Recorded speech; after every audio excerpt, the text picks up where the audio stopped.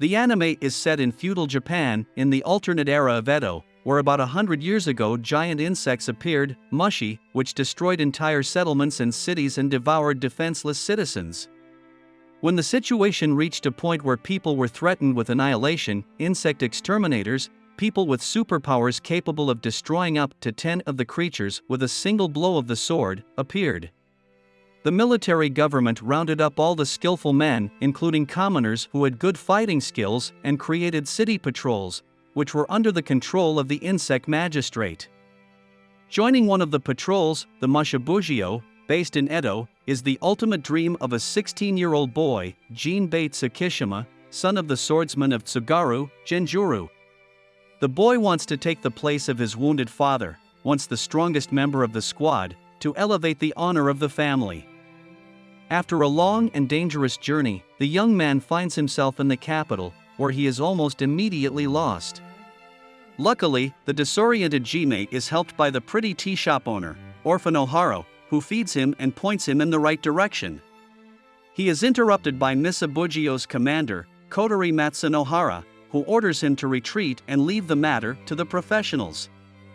He informs them that Genjuru is unable to walk because of a misdemeanor he committed while traveling with the Lord's son and his retinue. The group was attacked by a spider, which caused the Lord's heir to wet himself and disgrace himself.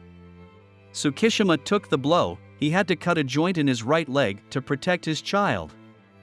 The two are forced to interrupt their conversation when suddenly Ohara is kidnapped by a monster. Jime desperately rushes into battle, but ends up trapped by a horde of arthropods. As luck would have it, fighters including Hibachi, a ninja specializing in explosive devices, Shungiku Koikowa, a criminal, and Tetsuma, a member of the noble Notani clan, are quickly brought to the location.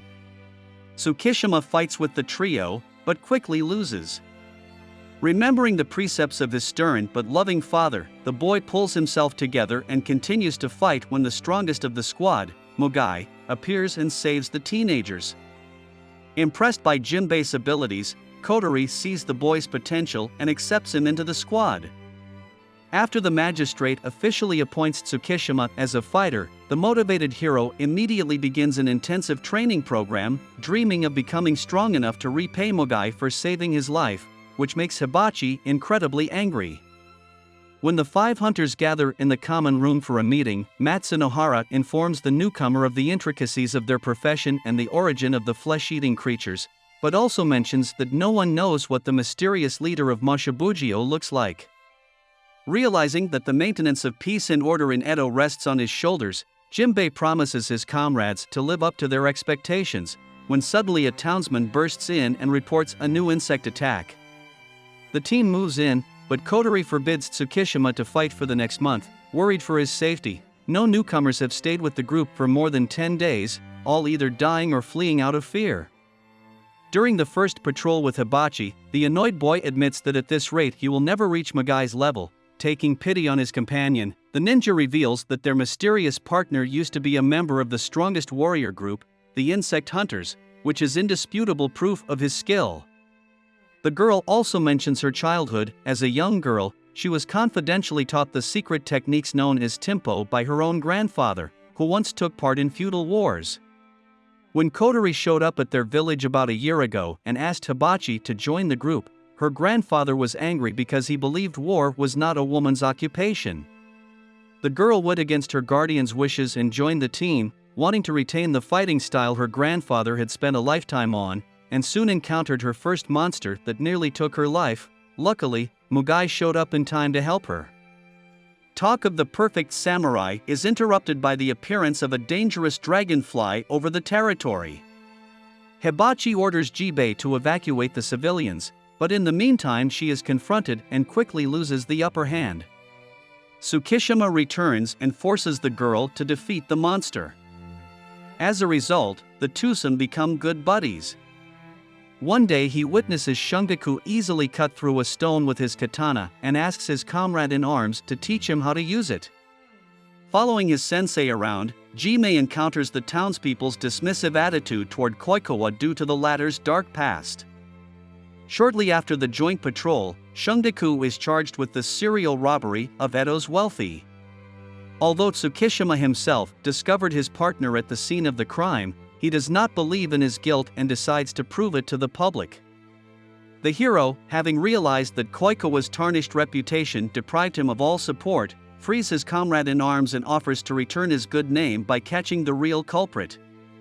Matsunohara, meanwhile, reports to the head of the Mogunate stating that Shungaku had been destined for a similar fate since he was a child, after his father, Sanosuke, was the leader of a band of brigands.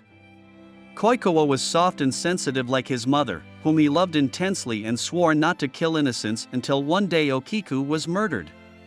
Rage and lust for revenge boiled in the boy's blood, causing him to exterminate 99 people, which earned him his nickname.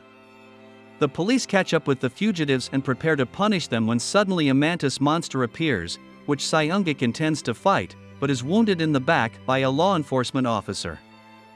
Meanwhile, Mugai is visited by his former comrade-in-arms Mitsuki and reproaches him for his betrayal.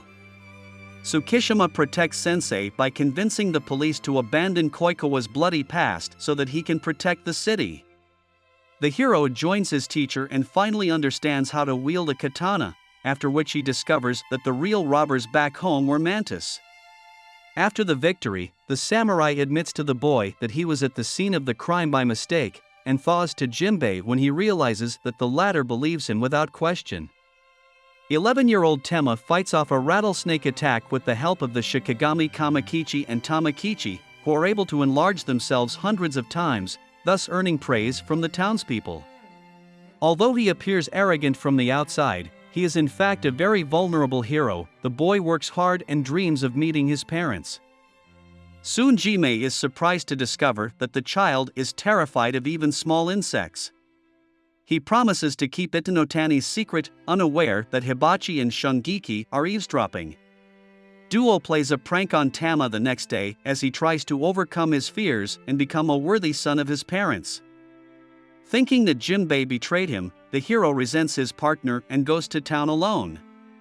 When the centipede appears in Edo, the boy has to forget his grudges against his comrades and say goodbye to his phobia in order to lure the monster out of the ground and kill it with the help of Tsukishima, Koikawa, and Hibachi. Controlling the strokes of his Shikigamis. Paper arms, the boy draws closer and closer to Mushi and learns during the battle that the newcomer, in fact his grandfather, has kept his secret. Gaining courage, the boy uses all his abilities, defeating the monster and almost getting rid of his fear. Later, Kotori informs Jimbei that he will go on a mission with Mugai. It turns out that Mushi has been discovered on Minister Mizuno-sano Yasu's estate, and Mugai has personally chosen the newcomer as his mate. Tsukishima hurries to share the joyful news with Oharu and accidentally finds herself in a ridiculous situation. He confides to her that Mugai is a model samurai, and dreams of becoming as strong and unflappable as Sensei. All the way to the minister's house, the teacher remains true to himself and does not make a sound. Jimei meets the servant Yasuke on the grounds of the manor, who accidentally injures his leg. After doing his duty as a samurai and treating the wounded, he is summoned for an audience with the minister, who is once again impressed by Mugai's placid demeanor. After conducting formalities, the exterminators are brought up to speed and shown obvious evidence that the insects have decided to turn the official's residence into their nest. Moments later, the heroes hear a noise and discover a flea that barely succumbs to Tsukishima's crushing blows. Once the young man destroys his opponent, dozens of identical monsters appear in the room, forcing Mugai to join the battle, after which the warriors face the male. The minister's aide informs his boss of Jisuke's attack by a female flea. Jimei runs to the kitchen, ignoring the sensei's overt conviction that the boy is not up to the task. While the young man fights to the life and death with the insect, his teacher shows no interest in his plight, shocking the minister's entourage. Mugai, however, soon hears Yasuke's heartbreaking scream and discovers the wounded but stubborn recruit apologizing to his eldest for not living up to his expectations. Sensei quickly dispatches the monster, admitting that he didn't expect much from the newcomer. He conceals from the young man the fact that he only chose him for the assignment because if Jimbei were to die, he would be easily replaced. One day, under the cover of night, an unknown masked man sneaks into the squad's headquarters to steal secret documents from the archives, but the stranger is accidentally caught by Hibachi and Tsukishima and brought to the commander. Nagato Mimaru is introduced as a bookworm who has lost faith in humans and has dedicated his life to the pursuit of knowledge. Nagato Mimaru wishes to receive reports on Mushi, but Kotori forbids entry, and Hibachi beats the intruder.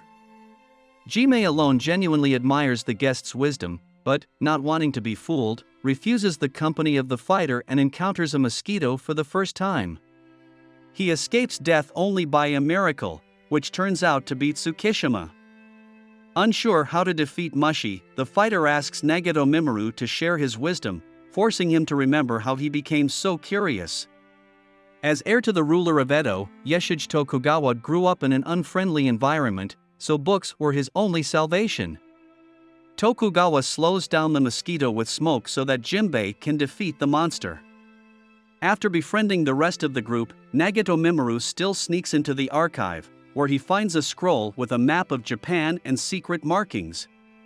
Kotori, who appears, strikes a bargain with the heir. He will not reveal his identity if he forgets what he saw in the headquarters. Ishige accepts the terms, adding that he intends to visit Jibei from time to time. Thank you for watching. Don't forget to subscribe to the channel, write comments, and leave likes if you enjoyed the video. See you soon. Bye.